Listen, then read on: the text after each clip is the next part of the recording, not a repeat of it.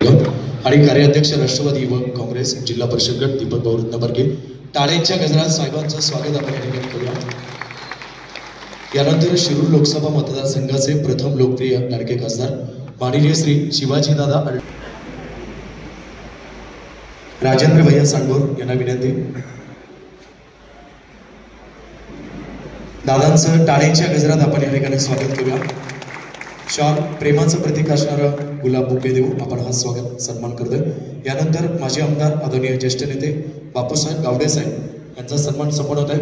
राष्ट्रवादी युवक काँग्रेसचे अध्यक्ष अमोलजी जगताप आणि विद्यार्थी राष्ट्रवादी काँग्रेसचे अध्यक्ष अजितजी कोकडे या तिघांच्या शुभ हस्ते आदरणीय गावडे साहेबांचं स्वागत इथे संपन्न होत आहे।